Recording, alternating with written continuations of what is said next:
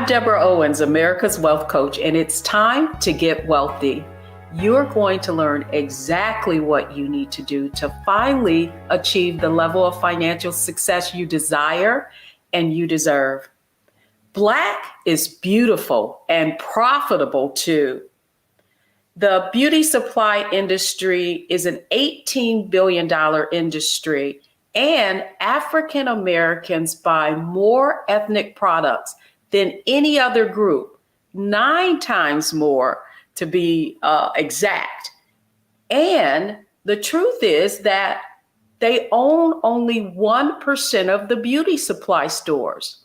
The majority of African American beauty supply stores are owned by Korean Americans, and they also control the supply chain. Part of that is because many of the products that you find in beauty supply stores, like wigs and hair, are manufactured there. Well, when our guest today found out about that fact, she decided to take matters into her own hands and teach African Americans how they can start their own beauty supply store. And so here's what I want you to know, or what they don't want you to know, about what it really takes to achieve and have a financial successful business. First off is that obstacles really are opportunities, and that's what you're going to learn today. And the other thing is that there's strength in numbers. When you learn how to leverage your resources together, you can overcome any obstacle, and that success leaves clues. And that's why if you want to be successful in any business venture, then you need to find a mentor.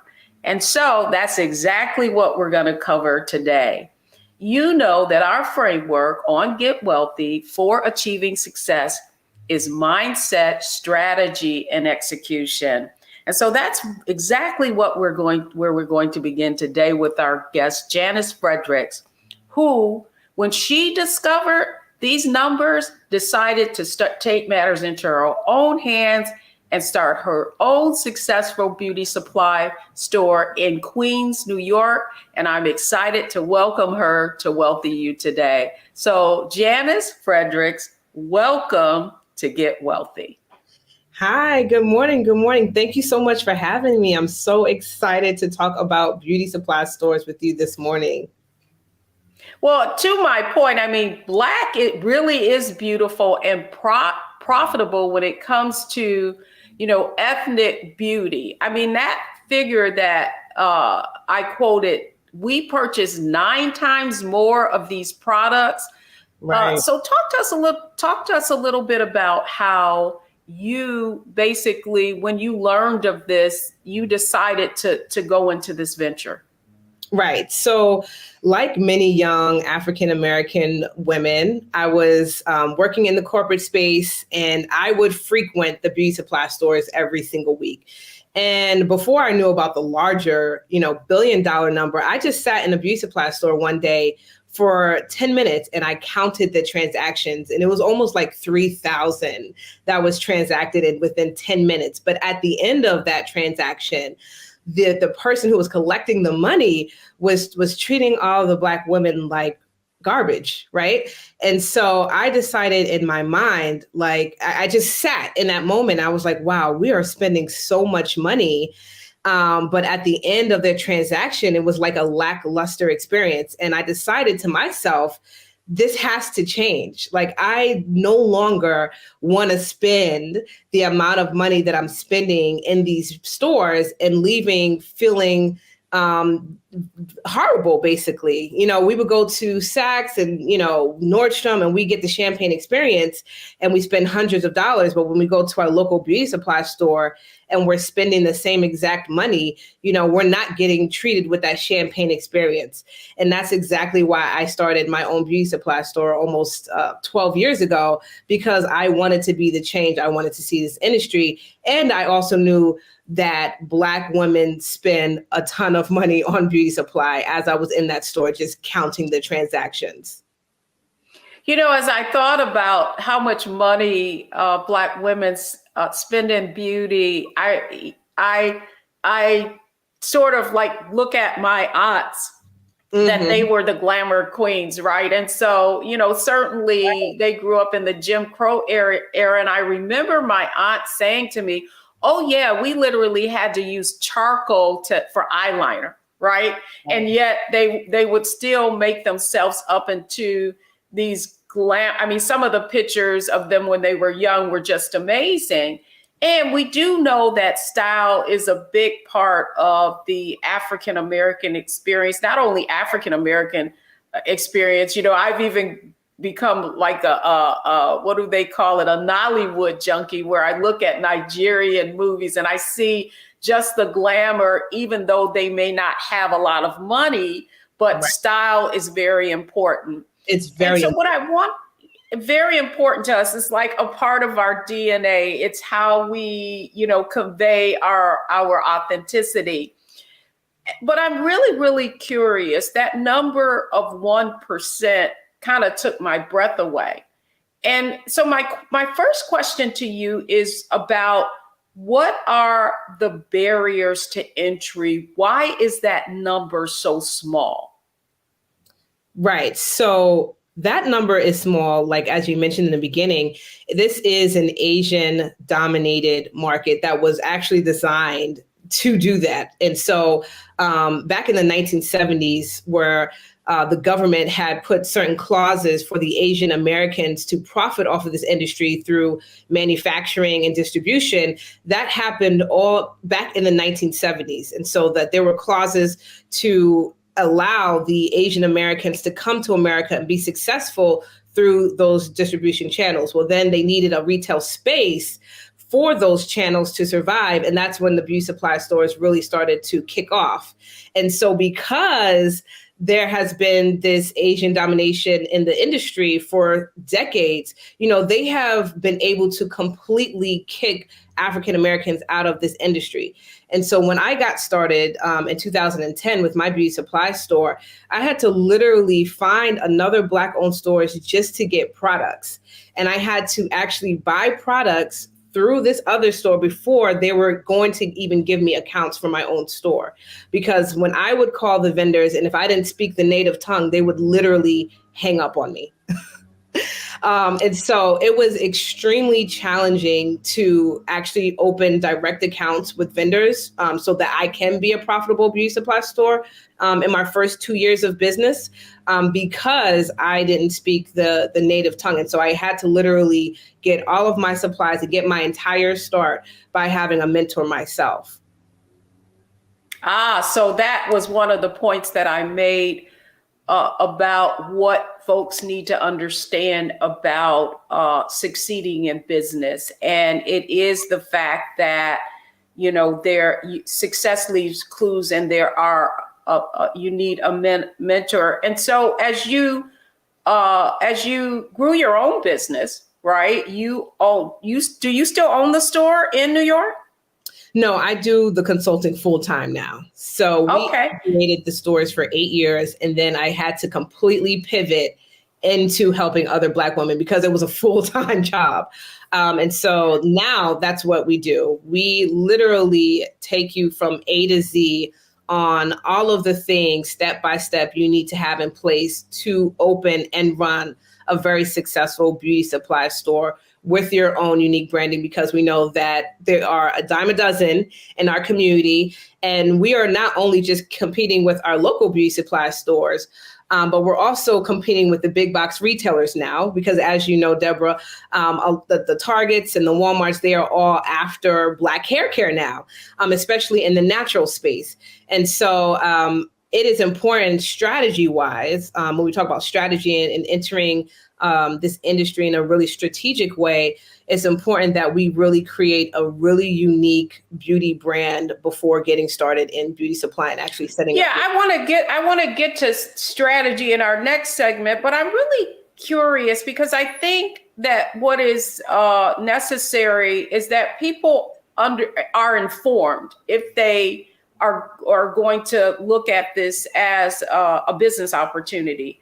And so to that end, in terms of the mindset, certainly you encountered a number of different challenges and obstacles, not speaking the language, the fact that the supply chain is, clearly dominated by one sector and trying to get the foot in the door. So I want to start with the mindset that you have found in coaching others that you need to bring to the table if you're going to capture this huge market, right? And those increase the number of beauty supply stores that are owned by African Americans themselves. Absolutely. So the first thing I would say is to be definitely purpose driven in this industry, because what we're doing in this movement of creating Black-owned beauty supply stores in our community is where we're becoming change makers. We are here to change the way that Black women have historically purchased their beauty supply products through experience. And so that's the first mindset. It's not a get rich quick type of business. There are going to be a ton of obstacles and challenges. Like I mentioned, the biggest one is actually our vendors and just getting inventory for your beauty supply store. And so you have to have the mindset of I'm a pioneer in this industry. And so it is not going to be easy. I'm a change maker in this industry. And so I'm going to have some challenges, especially when it comes to just even getting the biggest asset on our balance sheet, which is inventory in for the store. You definitely have to have the mindset of this is a risk, right? Again, because we are, treading these waters that aren't really known in our community, and we're all doing this for the first time. Most of the Black-owned stores in the community are the first ones there, and so with those things in mind, you really have to have tenacity. You have to have grit. You have to be able to pivot. Because a lot of times, again, just going back to that Asian domination, that we have to be able to pivot when they say you can't open a store here because there's a store 3 miles away. And I have seen that with many clients. So really the main thing is just to be purpose driven and to understand that you're a pioneer in this and it's not going to be an easy road. Well, it is interesting because in you just sharing in the first few minutes that you couldn't go direct to suppliers, so you had to get your products from other vendors, other beauty supply owners. I mean, that certainly was overcoming an obstacle. And so I'm interested in how you had to, how you thought through if you were going to be successful, that this was the first step you needed to take. Yes. So as I tried to navigate opening my accounts directly, and then I was, hit with those obstacles, I thought to myself, listen, this is not going to always be the issue. I'm going to get the products anyway, and then I'm going to show these reps, because these are sales reps and they make a commission off of their off of the invoices, that, hey, if I can get the products anyway, and I could show you that people want to shop with me, even though my prices are a little bit higher because I have to charge a little bit more, obviously, because I'm not getting the product direct, but they still want to shop with me because I'm Black owned, for them to just go ahead and open the accounts anyway, because I still have your product anyway. And this is what I also explain to a lot of my clients who are facing issues with getting accounts directly. I say you may have to take a slight loss in the beginning, profit-wise, because you have to go through like a third-party vendor, or you may have to order with another beauty supply store. But after a while, once they see that people are going to support you, even with a higher price point, because you're a Black-owned beauty supply store and you're offering them experience outside of just the products that they buy, so it's not so transactional, that they will still support you, and that it will be advantageous for the vendor to open accounts for you. So that is exactly what I did. I just kept moving forward. I got the products at a higher price point, and I wanted to prove to them that even at this higher price point, people will still support me because I'm Black owned and I'm offering them the experience that they don't get at their traditional beauty supply store or the Target. Well, I love how because I think that when you go into any business venture, and we know that African American women in particular are starting businesses at a rapid rate, much higher than their counterparts. And so when we come back, I want to talk with you a little bit more about what specific strategies are needed to succeed in this industry. So don't go anywhere, folks. We're having a fascinating conversation about the beauty supply industry, the Black beauty supply industry, with Janice Fredericks. She has a coaching and consulting company called Retail Genius, and we'll be right back.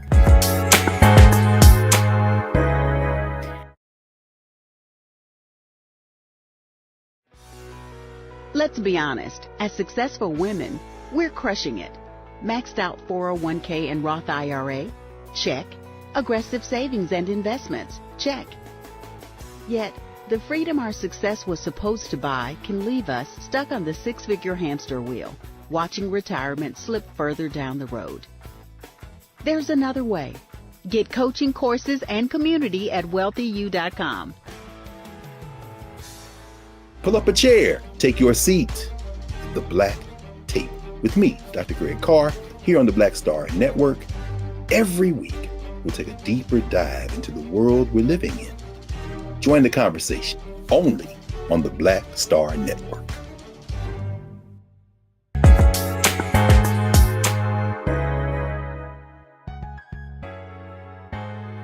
Welcome back to Get Wealthy. I'm Deborah Owens, America's Wealth Coach, and we're talking Black is Beautiful and Profitable today with Janice Fredericks, who opened her own beauty supply after she discovered some of the stats that we're discussing today. That, although we buy 9 times the amount of products, Black women that is, that we only own 1% in this industry. And how, on Wealthy You and Get Wealthy, we say that problems are opportunities. Well, that's exactly what our conversation is about today. So Janice Fredericks, fascinating how you are sharing, sort of inside baseball, the reason why there are only 1% of these stores are owned by African Americans is because the barriers to entry can be quite high. And yet you ran a successful beauty supply store for years, and now you are teaching others. So let's talk strategy, okay? Strategy about what it's going to take to bust through this industry. So for our audience, what is the first thing you need to do if you're listening to this and your ears perked up, that you need to do if you're going to consider starting a venture in this industry?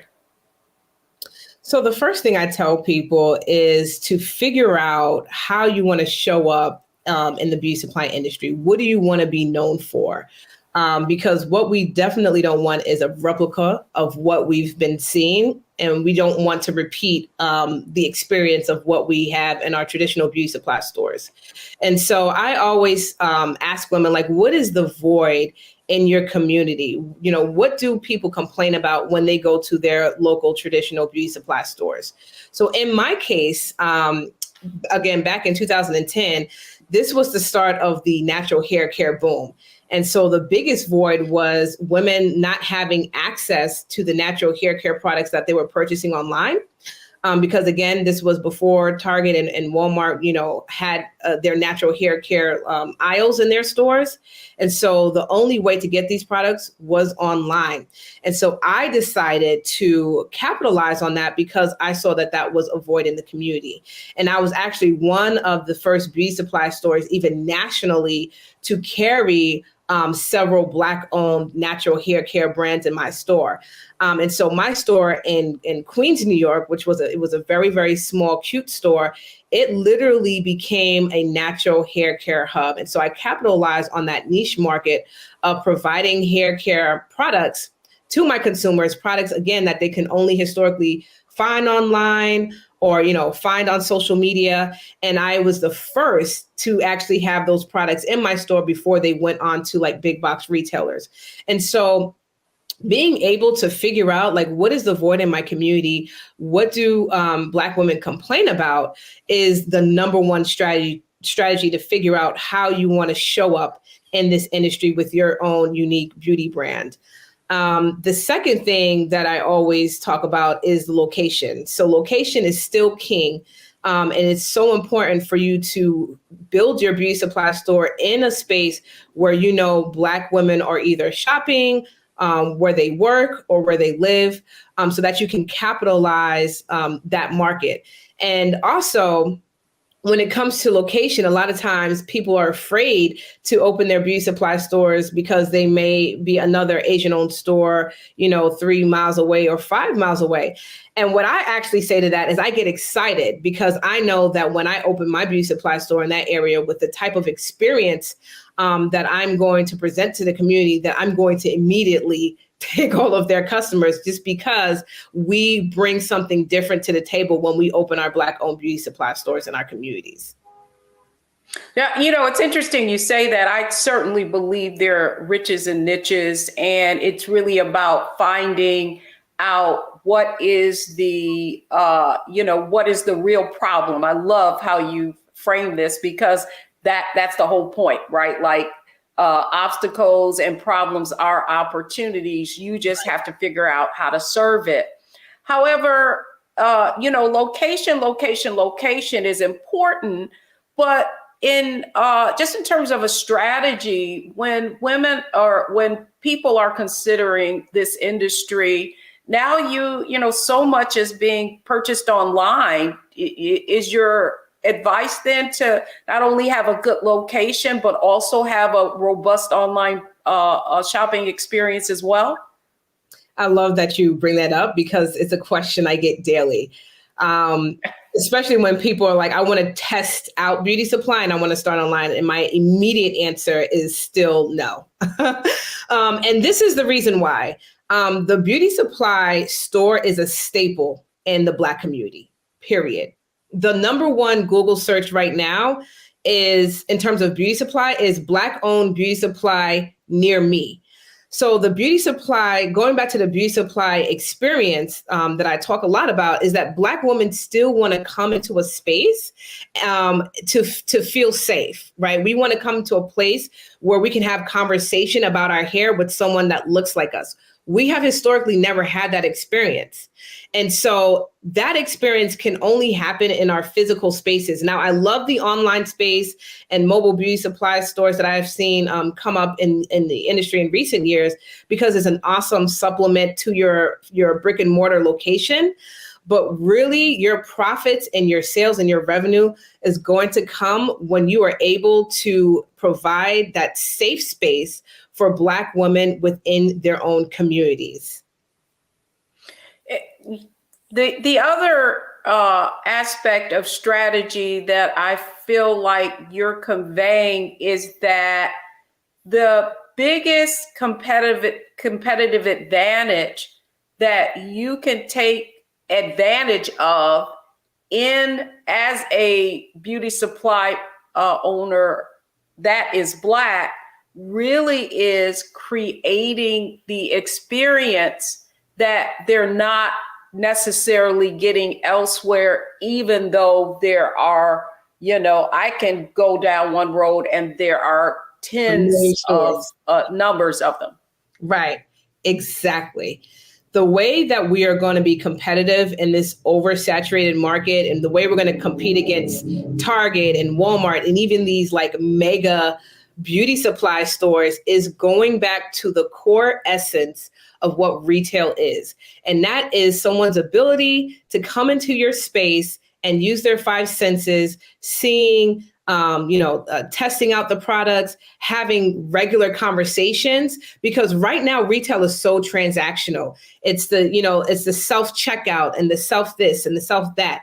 Black women in particular, we want conversation. We crave conversation when it comes to our beauty, especially when it comes to our crown, which is our hair. Like we spoke earlier, like this is our identity. And so with our shopping experience, we crave the conversation to understand, am I buying the right products? How's this product going to make me feel? How does this product translate into my everyday confidence? Right? And people pay a lot to look and feel good and to be confident at the end of the day. Well, it's interesting as well, Janice. I think the point that you're hitting on, and I hope our viewers are getting this, is that there's price and there's value, right? Yes. And I guess the point that you're making is if you're going to enter this industry, it really is about creating value beyond just the product. Absolutely. Absolutely. But I do have, one other question for you in terms of retailer, right? So I'm seeing, in fact, I was in the mall yesterday and so many of these stores are closing, right? And COVID has had a significant impact on in-person retailer. How has it impacted the beauty industry more specifically? And would you still recommend that or advise someone to actually open a brick and mortar, even with the kinds of challenges that the pandemic has presented? So that's a really interesting question because during the pandemic, our Black-owned beauty supply stores were actually able to thrive because we have access to our consumers and customers in a place where Target and a lot of the Asian-owned stores didn't have access to their data because, again, it was more transactional for them. So they weren't collecting emails, they weren't collecting phone numbers like our Black-owned beauty supply stores. And so in that time, we were able to capitalize off of their stores being shut down and not being able to reach their consumer. And we were able to do like delivery and, curbside pickup and, just really communicate with our customers on a more intimate level because we had those relationships established. So the pandemic did a great thing, a great service for our Black-owned beauty supply stores. And it did obviously change the way our consumers shop for beauty supplies. And so that you will have a small group of people who still prefer to do like curbside pickup and delivery and things of that nature. And so what that actually did for our Black-owned stores, it just actually created additional revenue channels. And so now we have the ability to outsource delivery. We have the ability to have like 24-hour service where we can outsource someone coming to pick up their products or do a delivery service. So some of our stores do have like a 24-hour service where they can deliver your products to your hair salon, for example, 3:00 in the morning. I have one client that does that and she makes a lot of money. So there has been so many different opportunities now that the pandemic has happened and it kind of shaped the way people are shopping for their beauty supply, where we can add in those additional revenue streams in addition to our actual brick and mortar locations. What you're talking about is innovation. And, as a business owner myself, certainly I had to innovate. A lot of that had to do with virtual and just how we connected. However, last thing, I think the biggest impediment or one of the biggest challenges in retail right now, we're hearing how difficult it is for staffing. And so what advice would you give to someone considering this venture around, attacking that whole staffing challenge? So my number one thing when we talk about hiring people for your beauty supply store is just making sure that they understand that this is a purpose-driven business and that they have that mission and vision ingrained in them. So they're not just, because retail has very high turnover. We all know that. And so you will experience a little bit of that. But if you do an excellent job at explaining what the mission and vision of this business is, and explaining to your potential staff members that, there is an overall movement that is being taken place in the Black community where you can be a part of this, that definitely helps with retention right now.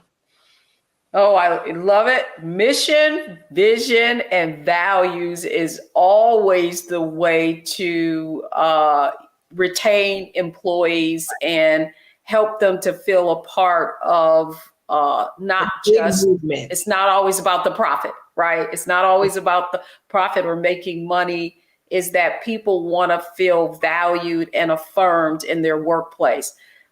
We've covered a lot in terms, we started with mindset, know that you're going into this and that there are some, some challenges, some things that you're going to have to overcome, but those challenges are opportunities if you approach it the right way. And then strategy, we talked a lot about how, if you're going to enter this industry, you need to innovate and really think out of the box, but more importantly, take ownership and convey that it's a movement and that you're going into this not just about profit, but purpose is a part of that. And when we come back, I want to talk to Janice a little bit about execution. Now, if you're thinking about, if your antenna went up and you thought this could be an opportunity, now we're going to talk about how you execute on it. So we'll be right back. Hi everyone, my name is Yemi. I was a part of Genesis Beauty Supply Bootcamp. I have to say the class has been amazing. It's been a blessing actually, because I knew I wanted to open a beauty supply store, I just didn't know where. Once I started the class with her, she helped me understand and have a solid foundation on how to run a successful retail business and how to open one as well. We discussed about branding, marketing, our inventory mix and all of that. And whenever I had questions, she was more than willing to answer them, and she was very professional. And it has been really great, honestly. And then I feel confident that once I start, I will be able to have a successful business, and she instilled that confidence in me. Thank you, Janice.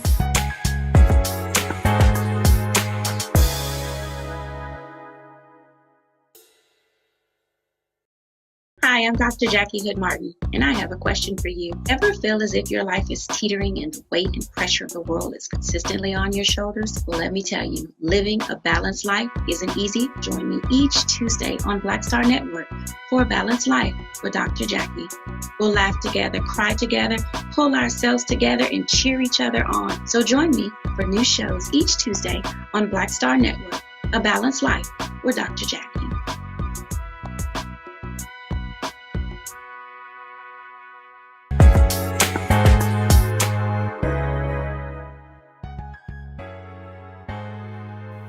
I'm Deborah Owens, America's Wealth Coach, and I hope you're enjoying our conversation on Get Wealthy today. Black is beautiful and profitable, and our guest today is Janice Fredericks. She is owner of Retail Genius, and she has taken the beauty supply industry on and helping more Black women get involved in it. There's certainly room for growth, knowing that only 1% own beauty stores in this industry. And so now it's about execution. So Janice, come on back, because I am all about execution. We talked about mindset, strategy, execution, and the reason Get Wealthy exists is to help people get exposed to information on how to build wealth. And now we're talking about building wealth through entrepreneurship. So I want to take an inside peek of the kinds of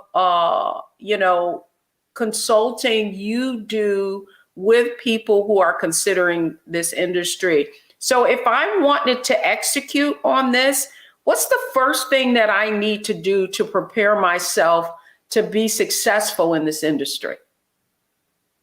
Yes. So the first thing that you need to do to be successful is to go back and think about what your why is for even getting into this industry, and why you want to, create a beauty supply store in your community, and how you want to show up in this industry. Like, what is going to be your it factor?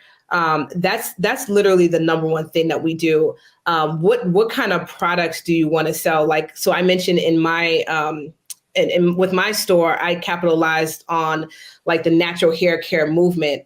And so like what trends can you capitalize on? Because that's going to be the focus of our core product mix. And so we take time to really define that, because again, we don't want to be a replica of what we've seen in the community already. And so when we come up with your unique beauty supply brand, we then start to think about the funding. So the funding piece is one of the biggest obstacles for people actually getting started. So they have the strategy, they know how they want to show up in this industry. They know what the void is in their community, but it's the funding that holds a lot of people back. And so it's the funding, and then it's figuring out, well, how much do I need for my particular store, right? Because we have boutique size stores, and then we have mega beauty supply stores. And so the funding piece and the budget varies a lot. Location is a big factor. I opened my store in New York, which is one of the most expensive places to operate any type of business. And then there's a lot of Black-owned beauty supply stores down in the South. And so all of these factors, we sit down and we figure out, what is the budget going to be? Where are we going to get this funding? Do we need investors? And so we come up with a funding map, which is just your roadmap of how we're going to get funding for your beauty supply vision. Because what I want is to see your vision be executed. I don't want to scale down. I don't want to dumb down the vision. I want to make sure that we figure out how we're going to get the funding to execute your specific vision that God gave you. And once we figure out the funding piece, we get to work on the second biggest obstacle, which is finding that perfect location. And so on our team, we actually have a realtor that does that part for our clients. And so she goes out and she looks at different spaces, and she, comes up with an LOI and, walks our clients through that whole process of, securing an amazing location, getting an amazing lease. And then we start to build out the store. And so I have an amazing team with me now, where I have an architect on our team who does an amazing store layout. I have an interior designer who builds out a beautiful, appealing, premium space where a Black woman can come and just feel luxurious and feel seen and have an amazing experience in your store. And we put all of those pieces together, my team and I, for all of our clients. And then I go ahead and I actually am the person who does the vendor accounts and orders the products for all of my clients, because I have those established relationships with a lot of the vendors. I've been in this industry almost 20 years now. And so it's easy for me to now bridge that gap, where before 10 years ago, if you had called a vendor and you didn't speak their native tongue, they would literally hang up on you. And so now I fill the void for people who are now needing to get accounts for their beauty supply stores, because I have these relationships with them and they understand that this is a movement. So you might as well just work with me and my clients, because we are going to open these stores with or without these direct accounts. And so once we get the accounts, it's just all about getting the word out and having a robust marketing plan so that the community knows that, hey, a Black-owned beauty supply store is opening in the community and we need your support. And so we create a robust marketing plan for all of our clients before we have our soft launch event. So in my program, I teach a 2-launch strategy. So that's having a soft launch event to troubleshoot the store and to troubleshoot the product mix and POS system and a lot of our back end operations. And then we have a really big grand opening event where we have the Black Chamber of Commerce come out. We have beauty influencers. And so that whole thing ties in all together at our big grand opening event. And that's kind of a real snapshot of what it takes to open a beauty supply store in your community. Well, yes, this is Get Wealthy. And one of the things that I'm a numbers person. And so what I would say, what I want this audience to understand is typically if you were going into a franchise or something of that sort, there's a minimum investment required. And then I want them to get a sense. So if you were just to look back over the people who have maybe were sort of early stage and maybe didn't have the a lot of capital to invest. I mean, just a general amount of investment that requires. Certainly capital can come from different places, but in their minds, what should they look at? What should they consider if they were going to go into this venture? So I would say the average is around low six figure investment. We have open beauty supply stores with, just 50,000, but obviously the more inventory you have, the more opportunity you have to make money and be a profitable store. And so I tell people to, think about 90,000 to upwards 150,000. Just depending again on where you are location wise, because that makes a world of a difference. And also the type of inventory you want to carry in your store. So the biggest pieces to think about is your location, the inventory, and then the working capital you're going to need in order for this business to run successfully for the first 6 months. That's the three main things that I want you guys to think about when thinking about a beauty supply venture.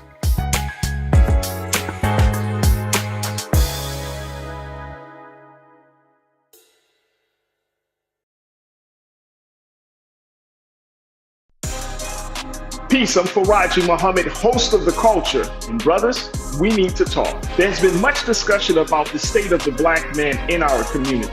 Whether it's in politics, education, or in the home, my brothers, we are struggling to lead the way, which is why The Culture will be hosting the Black Men Summit, where we'll be redefining and celebrating Black manhood. This special series will kick off on the 28th anniversary of the historic Million Man March, on Monday, October the 16th at 4 p.m. Eastern Time. I'll be talking to some of Black America's most prolific, dynamic, thought-provoking Black men activists, scholars, and leaders about our role, our power, and our future. So tune in and join the conversation as an online culture crew member for The Culture's Black Men Summit, redefining and celebrating Black manhood. Starting Monday, October 16th through Friday, October 20th, 4 p.m. Eastern Time each day, right here, exclusively here on the Black Star Network.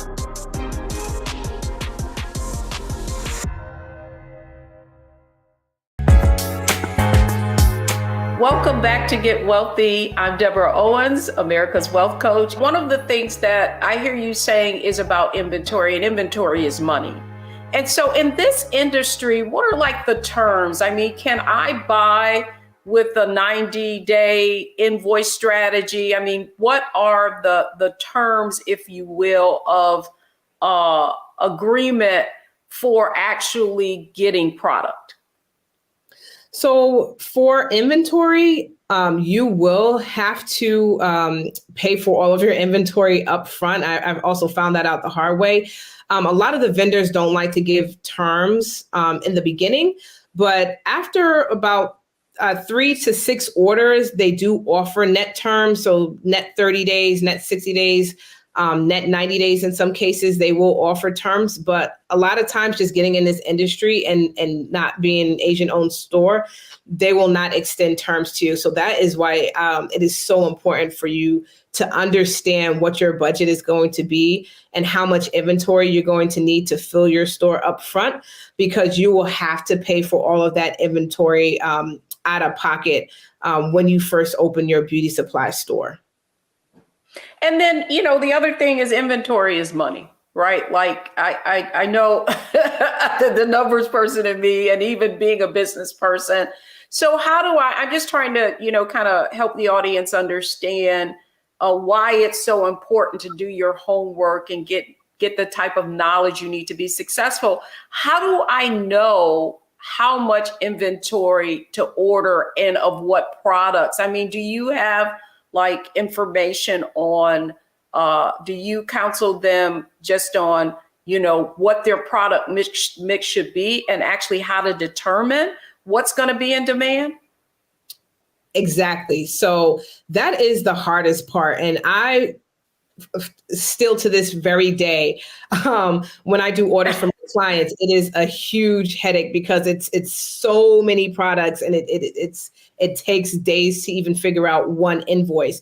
And so how we start with this is that we look at the product mix and how you want to be represented or known in this industry. And then we identify different vendors that carry those specific products. So for example, with my beauty supply store, again, I knew I wanted to focus on like Black owned, clean beauty, natural beauty, hair care products. And so I had to then identify the vendors that sold those products. I had to reach out to a lot of the manufacturers, as well as the distributors who carry those products, and then get the pricing to understand what the budget is going to be. So it is a really, really tedious process, to say the least. And now we actually, remove that headache for our clients, and we do that ourselves. But when I got started, I had to rely on a mentor for all this information, because this is not something that you can find online. This is not something that you can Google. You literally have to sit down with someone to understand, what is the pricing, how you price your products, what is selling right now, what are people asking for. You have to literally connect with a mentor, someone who's seasoned in this industry, to really understand all of this information. Because again, the Asians understand this stuff because they have been in this industry for decades, and they have those relationships already with the sales rep.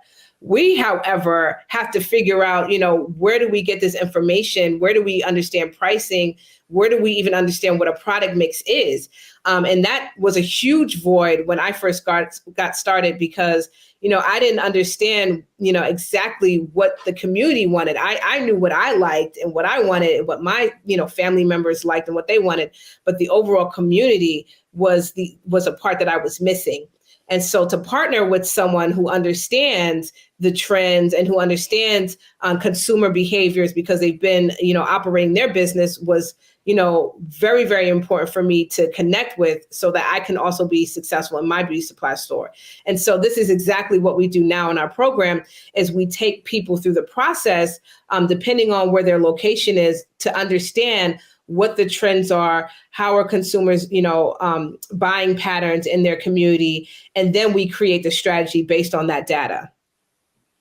And then, finally, I'd like to ask you is, we love to analyze, optimize, and maximize. So if you were going to tell someone, one of our viewers, how they would analyze, optimize, and maximize on the fact that this is a market that is has so few Black owners, what would you say in just a kind of quick synopsis of the opportunity itself? Right. So to analyze, number one is just to walk into your own local beauty supply store, just like I did, and to look around and see the amount of money that's being spent in just the time that you're there. Right. And then you could see that, wow, this is a really lucrative industry.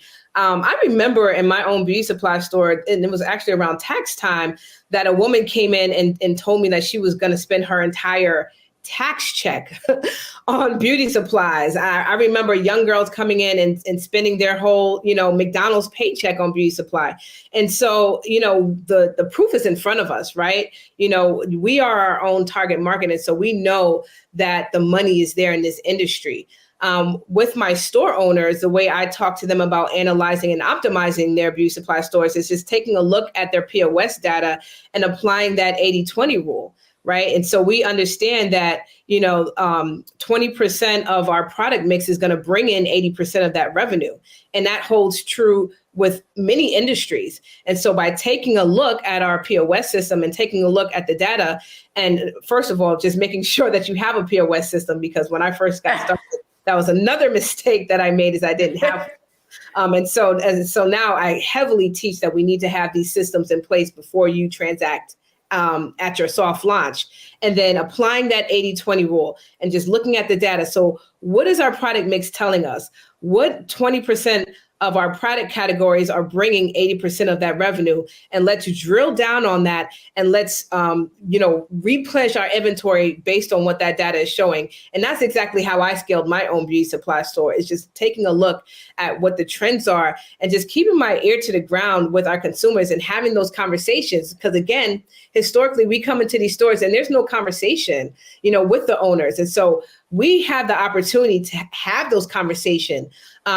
having events. Events was something that I started with my beauty supply store, and there were never events in the beauty supply store. We never sat down and had actual Black-owned natural hair care brands come into our stores. So I teach a lot of these different innovative strategies with my clients, is that you have to, have these experiences with your consumer to know what is working versus what is not working. And then you can capitalize on that information through experience. And then, brilliant, because you're a woman after my own heart when it comes to numbers. The data will tell you. When somebody asks me, what should I do? I say, crunch the numbers. And then finally, Janice Fredericks of Retail Genius, please let our audience know how they could get in contact with you if they want more insight and information on Retail Genius. Absolutely. So you can find me on Instagram and Facebook at The Retail Genius. I also have a free mentorship group. So if you are just curious as to what this looks like, you can join our free Facebook group. It is called the Black Beauty Supply Power Circle over on Facebook, where I go live and just share information about what it takes to be a Black-owned beauty supply store. And then also the website is theretailgenius.com. Excellent. Well, Janice, thank you so much for coming on and giving us some insight into an industry that far too few African Americans are involved in, and that means that there is opportunity.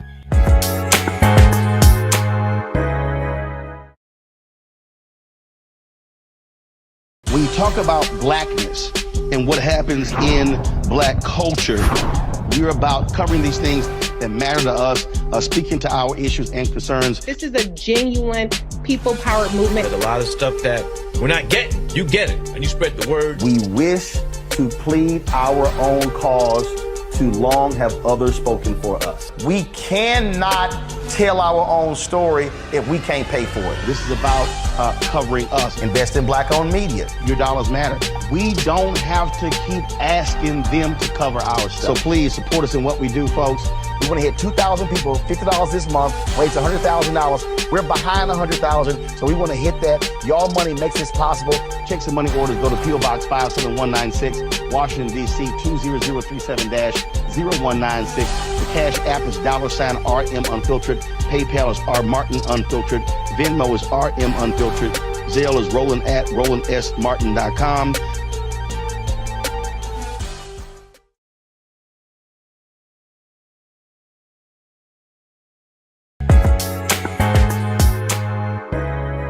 Welcome back to Get Wealthy. I'm Deborah Owens. What are the takeaways from our show today? First off is that relationship. Find a mentor. I know to be successful in any business, you want to learn from somebody who's already had a few challenges that they've overcome so that you can learn from them. And then one of the things that became really, really clear in this program is that you've got to build vendor relationships. You've got to learn how to find those products if you're going to be get access to those products if you're going to be successful in this business. And any business venture requires investment in order to get a return on your investment. So really seek out funding alternatives. There are so many programs right now focused on Black women. There are grant programs going on. One tip, if you want to find funding, is a site called Hello Alice, and they have a list of all kinds of grants that are available and are available to women of color specifically. And so that's going to do it for me today. I hope you learned a lot. I hope you learned about the opportunities that exist in the beauty supply industry, and I hope you're going to learn how to get wealthy.